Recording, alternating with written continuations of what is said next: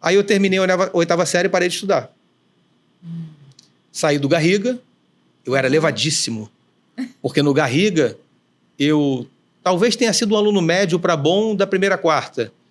Da 5ª à 8ª eu queria só esporte. Só queria saber de esporte. Então fui muito mal no colégio.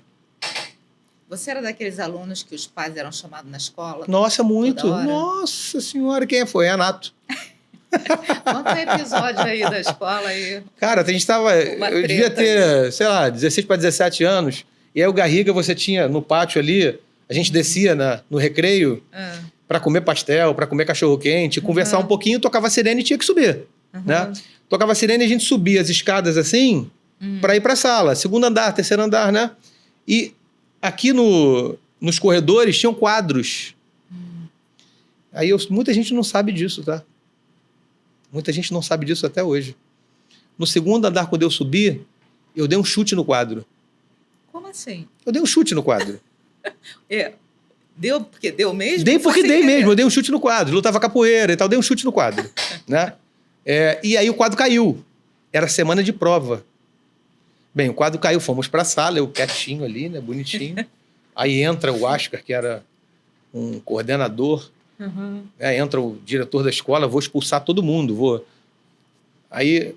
expulsar todo mundo, quem foi, né? Eu quietinho ali, vai expulsar todo mundo, mas quem foi? Eu levantei. Se entregou. Levantei, aí minha mãe foi chamada, meu pai foi chamado, convidado a ser tirado da escola, a gente conseguiu ali, né? E aí eu fui até a 8ª, de lá, a música já tinha me pego, eu comecei a tocar, comecei a ganhar meu dinheiro.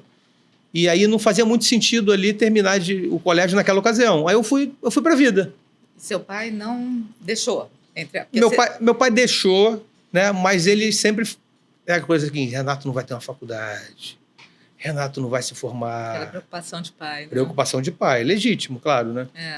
Mas eu já estava contente ganhando meu dinheiro, sabe? Tocando em bares. Ganhava mais que muitos pais de amigos meus. Eu estava feliz. Eu não sabia o que ia dar aquilo, mas estava feliz, né? E aí comecei a amadurecer, continuei com música.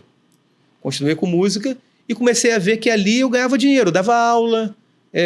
tocava, gravava, dava aula de tecnologia musical, dos primeiros teclados, as primeiras mesas de teste que entraram no mercado.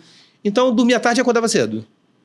E aí me vi assim, se eu ganho esse dinheiro hoje, isso me basta e eu não preciso mais ganhar mesada, tenho o meu dinheiro, posso sair.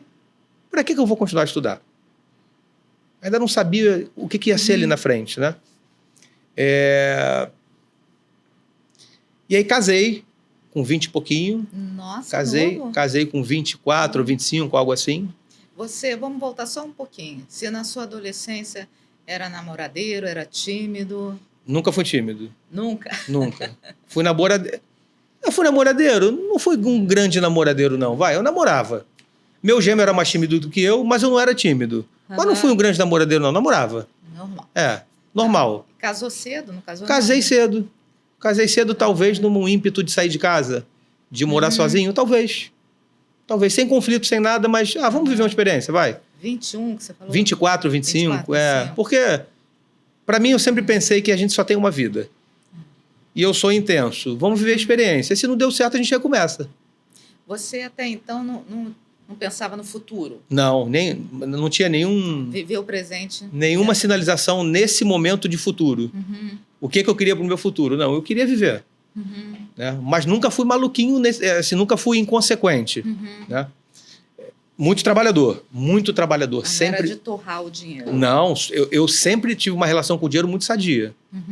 Sempre. Isso foi educação? Não. Seu mesmo?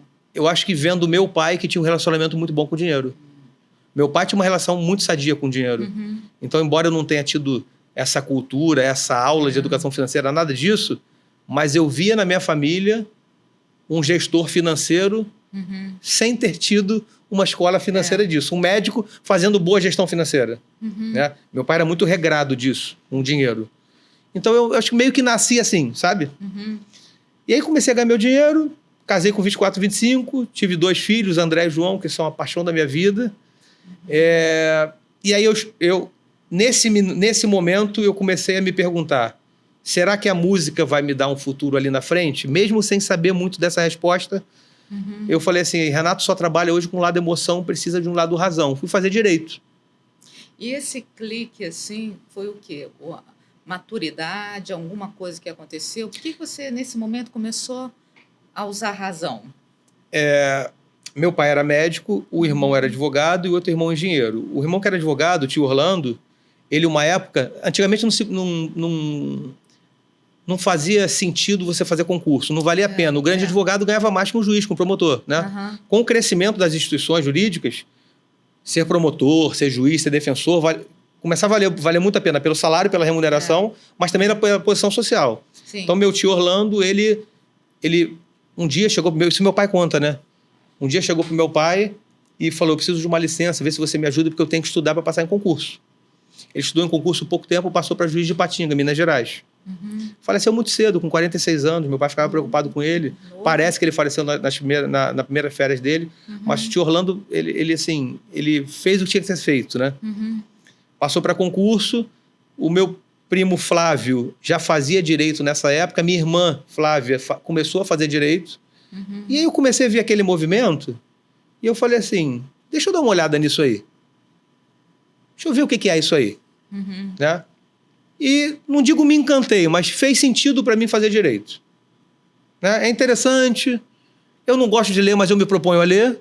Problema nenhum, vamos fazer direito. Aí comecei a fazer direito, casado, com 2 filhos, tocando ainda na noite, né? Então eu tinha que fazer tudo, né? E pela sobrecarga de trabalho, eu vivi muito pouco a infância dos meus filhos. Eu saía muito cedo e chegava muito tarde. Como músico ainda, né? Como músico ainda, necessariamente ganhando dinheiro como músico, né? E naquela época, 5 anos de faculdade de Direito, ainda é isso, eu fiz na Estácio.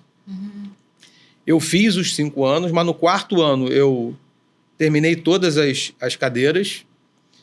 Ali eu estava muito focado em estudar. Então ali eu tinha um CR de 9,3, 9,4. Consegui bolsa por ser bom aluno. Ali, como eu já estava mais velho, mais maduro para fazer a faculdade, eu entrei focado, eu tenho que fazer a faculdade, tenho que terminar. Se eu posso fazer em menos anos, vou fazer. Então eu ia, estudava, voltava para casa, não queria muito papo com ninguém, não. Né? Ia trabalhar, depois ia dar minhas aulas, ia fazer as coisas. Mas quando meu filho mais novo nasceu, foi uma gravidez complicada, o do André. Né? E aí isso deu uma desestabilizada na família. E aí eu fazendo isso tudo junto, né? Comecei a ficar sobrecarregado, mas enfim, é aquela coisa, tem que segurar. Meu filho mais novo foi uma gravidez muito conturbada. Ele está aqui hoje sem problema nenhum, cara lá de cima, né? Mas voltando um pouco, a faculdade era um tiro para eu ter um diploma e, quem sabe,